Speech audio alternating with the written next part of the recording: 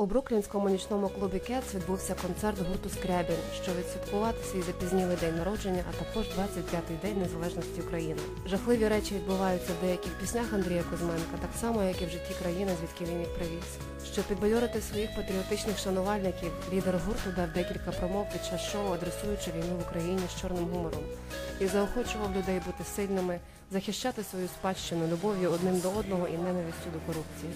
Ми отримали можливість зустрітися з Кузьмою перед його виступом, який розказав нам про його першу поїздку в Нью-Йорк, музичний вплив на його дитинство і політику як бізнес відмивання грошей. Я жив в Новому Роздолі, маленьке містечко в Львівській області, і в нас була експериментальна школа. Треба було ходити десь 3 кілометри від хати до школи, але вона була експериментальна, вона була в новому районі, і там була англійська школа з 1-го класу. Я попав в ту школу, і ми перші 3 роки навіть не вчили букви, просто вчилися говорити. Ну, як потім виявилося, що зіграв роль тільки багаж слів, тобто вимова і спосіб складання речень, все виявилося інакшим, ну, але коли ти слова знаєш, все одно тобі легше орієнтуватися. То було десь років 8 тому, ми приїхали з Клівленда, цілу ніч їхали, цілий день були тут і цілу ніч їхали назад в Клівленд. До колегів приїжджали на Союзівку. Саме велика біда країни в тому, що є 2 паралельні світи. От ми були недавно в Дніпропетровську, а місто живе так, ніби 200 кілометрів від них тої війни немає. Всі ходять в клуби, паті, всі танцюють, гуляють, ходять на пляжі, загорають, а 200 кілометрів від них люди живуть. Люди відірвалися від реальності, от ми зараз маємо війну, яка непонятно чим закінчиться. Тому, коли ти чуєш землю під ногами, тоді ти людина, яка жива. Такий вестибулярний апарат є, значить ти дихаєш, ти живеш, ти ходиш.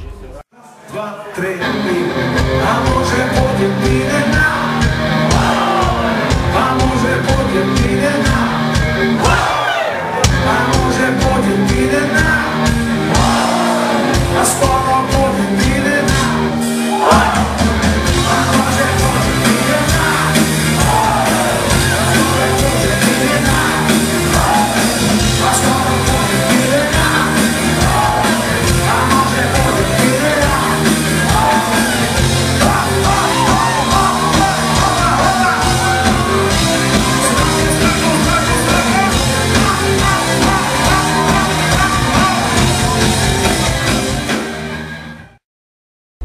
В дитинстві група «Ватра» була така, Оксана Білозір,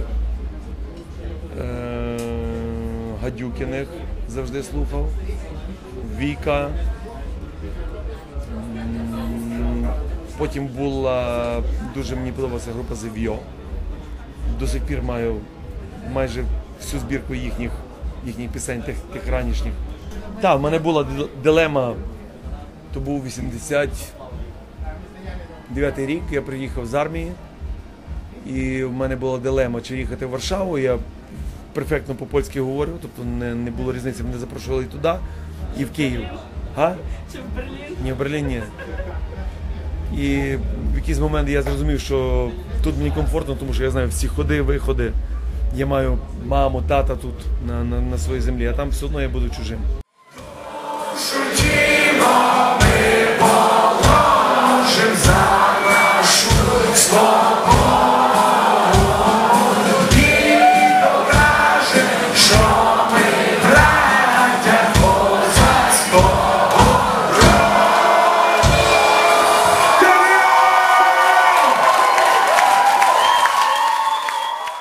Не хочу людям обіцяти то, за що не буду відповідальний, розумієш? Зараз їхати в Україну точно їм не варто, тому що то не є той момент, щоб їхати на свою батьківщину, коли там війна. Навіть на батьківщину, яка, можливо, тільки в коріннях є їхньою батьківщиною. Тому я не буду брехати тих людей.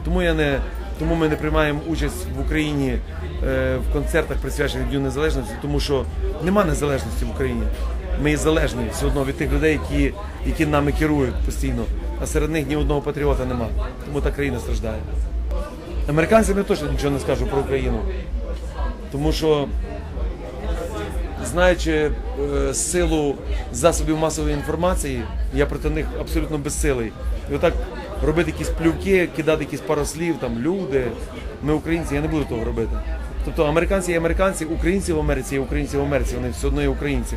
Яка би земля не була під ногами українця, то є, знаєш, все-таки земля, по якій ходять українці, то є наша земля. На ті всі концерти, на які я приїжджаю, є таке відчуття, що я в Золочеві, або в Тернополі, або у Львові, або в Мукачеві десь, розумієш?